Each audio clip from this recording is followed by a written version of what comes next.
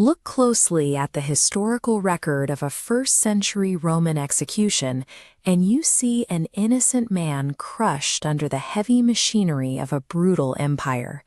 From the outside, it appears to be a total loss of control. Yet 2,000 years later, a day defined by false imprisonment, physical torture, and violent death is remembered by millions simply as good.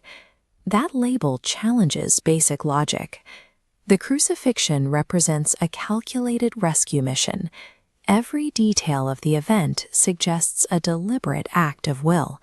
This map lays out 4 distinct coordinates: Gethsemane, the trial courts, the Via Dolorosa, and Golgotha. Retracing the physical steps Jesus took across this geography is the only way to track his actual intentionality. By examining the decisions made at each location, a clear pattern emerges. The reality of Good Friday relies entirely on a sequence of active, voluntary surrender. The sequence begins in a garden called Gethsemane.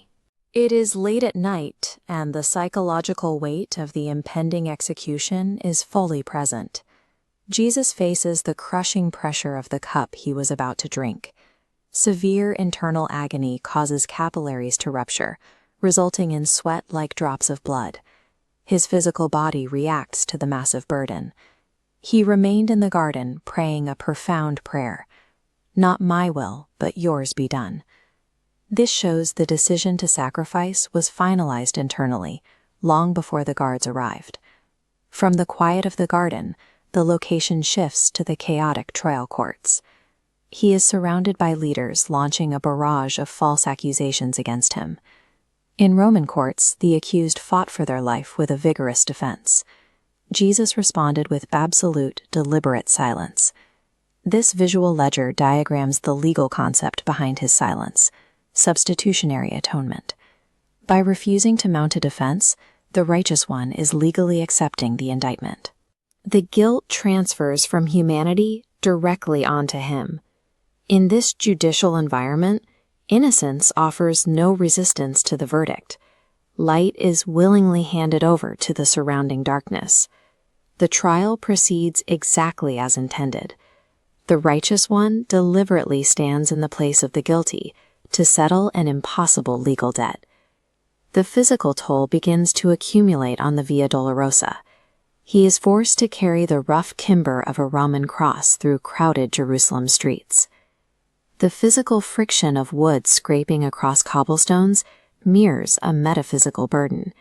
He carries his instrument of death alongside the weight of human sin. Despite the massive physical drag, the momentum never stops.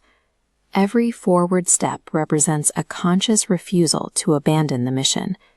The journey arrives at Golgotha. This hill is the absolute climax of the redemptive mission. Here, the core mechanics of crucifixion unfold. Golgotha is the precise cosmic coordinate where God's demand for justice and his ultimate love violently collide. Judgment is fully executed at that center, generating a new element: absolute mercy radiating outward.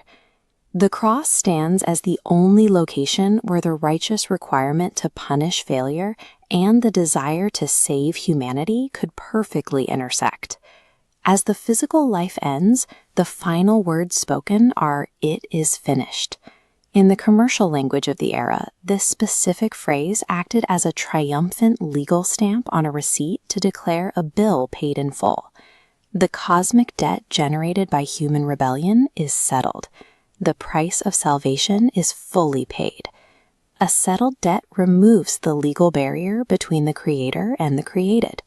This completed transaction creates a point of access for anyone who believes, linking the historical event to a present invitation. The mechanics of this rescue mission mean the suffering was intensely personal. The one who was crucified absorbed that judgment in your specific place. You are placed directly at the intersection of justice and love. The choice is whether to remain a passive spectator or to bow your heart before the reality of this sacrifice. Good Friday demands a response.